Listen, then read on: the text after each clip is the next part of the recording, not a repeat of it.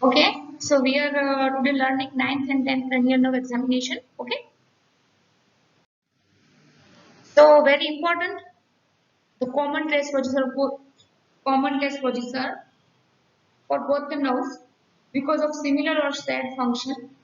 So we have both the slides and video procedures. Okay, I have kept slides also so you can understand what I am saying, and the video procedures I have already included in this video. Okay, now what are the common function which are shared by both the nerve? मतलब કે બંને nerve ભેગી મળીને એક જ કામ કરે છે.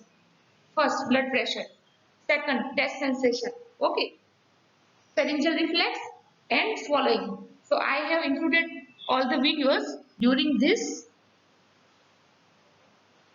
recording only. So the common, but you have to understand first. Okay, so you have to understand some basic mechanism. So the common test procedure. So you have understand the function the nerves doing, but how to test this function. So there are some procedures. So we will tell patient to swallow. Then ask the patient to drink water. So swallowing. Palatal reflex. I will explain it in detail later. Pharyngeal or gag reflex. Also I will explain it in later. Postural hypertension test. I have already made a very good video in our clinical lab with a patient and a help of a technician. Right? So there is some applied point when you are palpating carotid, okay, on patient. Don't press hard, otherwise baroreceptor will be activated and of patient can fall. Okay. Same in a very emergency hypertensive situation, carotid massage can lower the BP. So this one is the applied point I wanted to tell the students. Now, ninth and 10, they are so intermingled, okay, anatomically wise, and also they share so many functions. So, but we can say we, it is difficult, but we can test them separately also. Okay. So first, let's learn the function of a nerve. Ninth cranial nerve or glossopharyngeal nerve. Principally, it has three functions. Right? It carries general taste sensation as well as taste sensation from the posterior one third of the tongue. It supplies the motor fibers to the middle constrictor of the pharynx and stylopharyngeus. So I have made a figure. You can see anterior two third is only tricky. Okay. So how? The general is by fifth and the taste by seventh now. But posterior two third and root, general and taste both taken by sensation taken to the CNS by ninth nerve in the root of the tongue and very inner side of pharynx where the pharyngeal tongue is situated. General and taste sensation both is carried by vagus nerve. Okay. So if you want to taste the ninth nerve separately, you can taste. You can taste. You can taste sensation in posterior one third of the tongue behind the circumvallate papilla. Okay. Or you can see the general sensation of touch, pain, temperature, not only from tongue but also from the mucosa of palate, tonsil, pharynx, and fauces. Okay. But in actually physiological practical, we are not doing all these procedures. So I will tell which procedure to do and which not to do. Okay. तो हम ninth nerve का function देखते हैं अभी. Function of ninth nerve combine with tenth क्या है? Swallowing, deglutition, swallowing, and blood pressure changes and chemical changes in blood. So this function we can't test separately. Okay. पर हम ये करेंगे तो ये फंक्शन नॉर्मल है तो नर्व्स नॉर्मल है. ठीक है. तो you can see the theory details here by yourself by pausing the video कि क्या है, सेंटर क्या है. पर आप जैसे कि जानते हैं कि नर्व दोनों मेड्यूला से निकलती है तो सेंटर हमेशा मेड्यूला में ही होगा. Okay.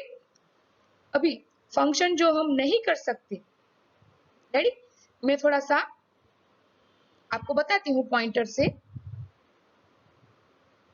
This function, ready, secretomotor, we can't assess in clinical lab. आप समझते हैं, है ना? हमारे फिजियोलॉजी के क्लिनिकल लैब में we can't assess this function. Okay. General and जो थर्ड फंक्शन है general and test sensation. Okay. तो उसमें हम क्या है, चाहे तो पोस्टीरियर वन थर्ड ऑफ हम टेस्ट कर सकते हैं. ओके. तो उसका ऑलरेडी मैंने वीडियो अपलोड कर दिया है. मैंने इधर लिंक डाली है, अब जाके वो वीडियो देख सकते हैं. ठीक है. अभी हम वेगस नर्व पे आते हैं। तो प्रिंसिपली वेगस नर्व एक तो है ना, वो सबसे लंबी नर्व है हमारी बॉडी में, ठीक है। फिर वो मिक्स नर्व है, मतलब वो अफेरेंट सेंसेशन भी ले जाती है ऑर्गन से, हमारे सारे विसरल ऑर्गन का, हमारे जो अंदर के respiratory, GIT, every internal organ का ले जाती है सीएनएस तक संदेशा, और मोटर कमांड लेके भी आती है, ठीक है। तो ये हमारी बहुत इंपॉर्टेंट नर्व है। तो उसका हमको कैसे फंक्शन चेक करना, तो हमारे पास है टेस्ट है। देखो स्वॉलोइंग हम चेक कर सकते हैं, ठीक है। स्वॉलोइंग किसको वो सप्लाई करती है, muscles of pharynx and larynx, है ना। जैसे मैं बोल रही हूँ तो मेरा vagus nerve is good, it's functioning, then only I can articulate with my larynx, है ना। ओके, तो इसका प्रोसीजर हम बाद में देखेंगे, अभी आप उसका फंक्शन का थियरी देख लीजिए। तो swallowing, respiration and phonation, okay, supply to organ muscles of pharynx and larynx, ready. CNS उसका अभी मेडुला ही होगा, ठीक है। दूसरा अभी हम क्या चेक नहीं कर सकते, वो है सिक्रीशन ऑफ ग्लैंड्स, तो वो हम नहीं कर सकते, second function.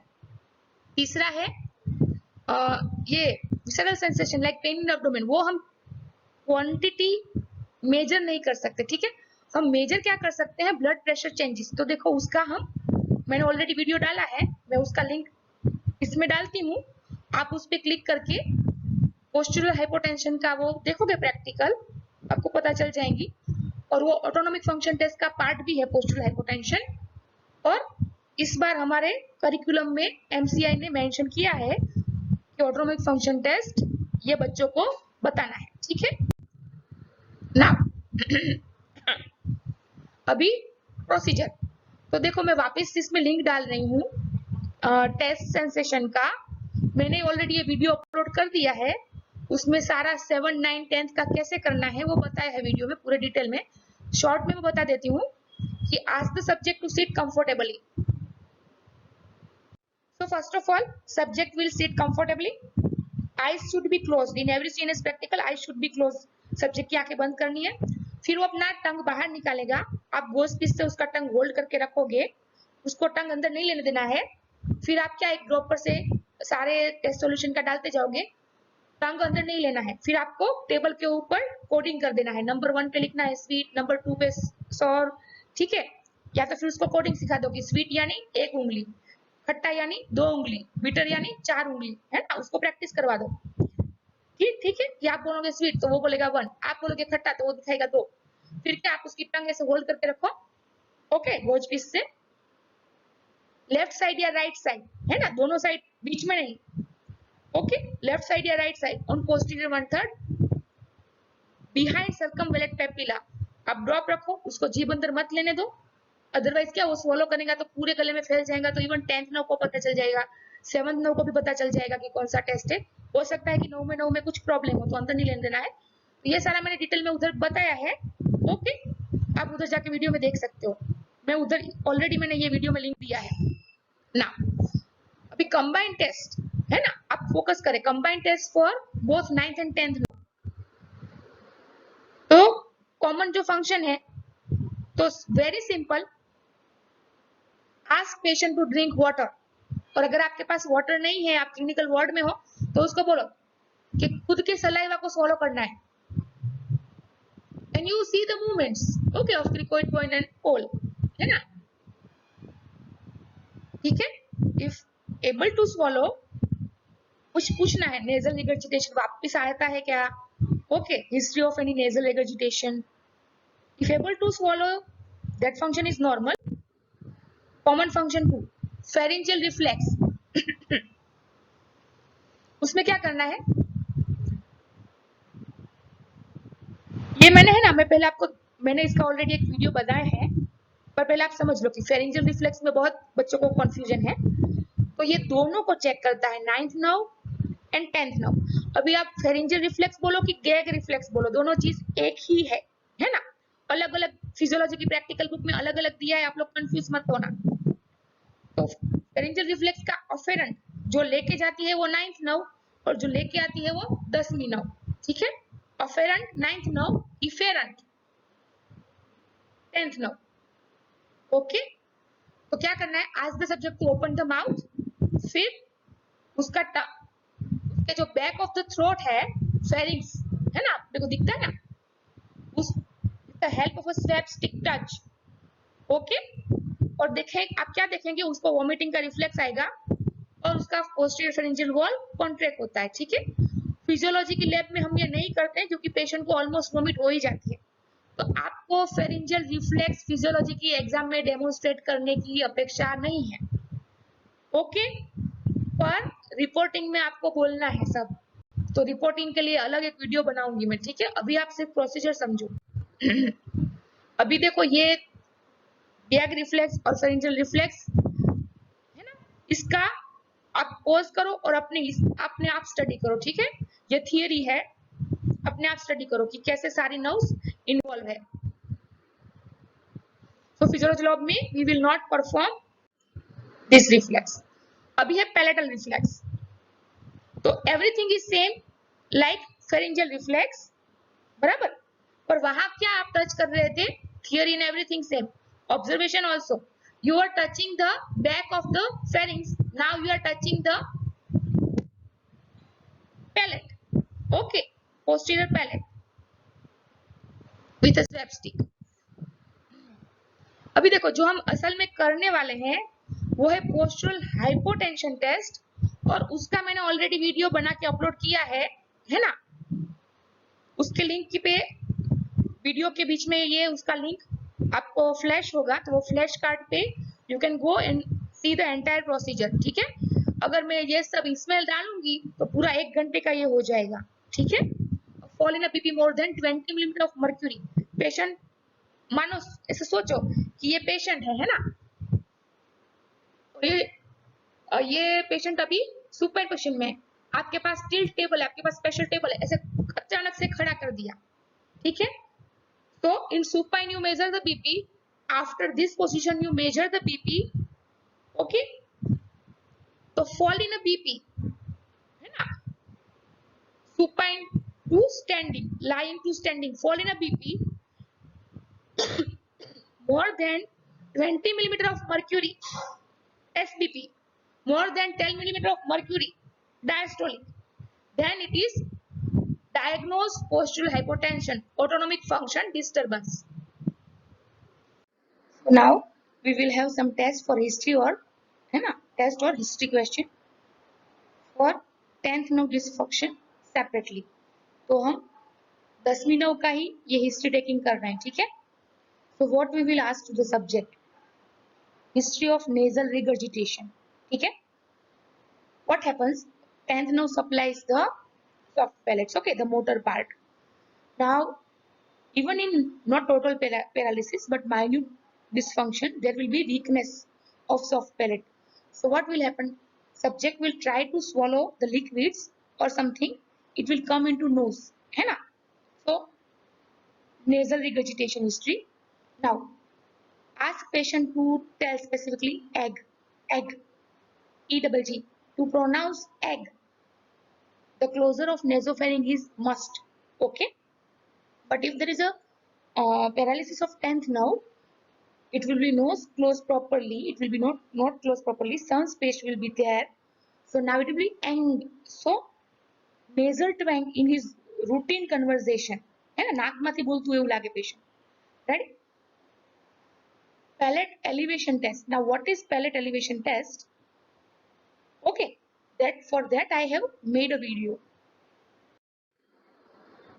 So what do you need, you need a torch, okay। When I recorded this video, we have proper daylight nearby window, but in actual physiology laboratory you will need a clinical torch, a small pencil size torch, okay। Okay, so you can see,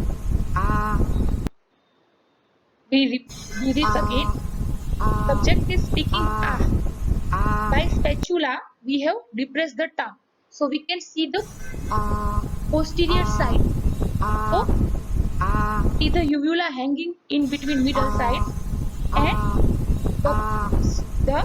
this shape of palate, right। So this is bilateral palate movement। If there is a unilateral paralysis, So on the side of paralysis, there will be no movement. Okay, so it will look like this. Ready? Other side. So you can see this. It will look like this. The other side. The other side will be moving. And in bilateral paralysis, there will be no movement at all. So this is a normal subject. Okay, ready?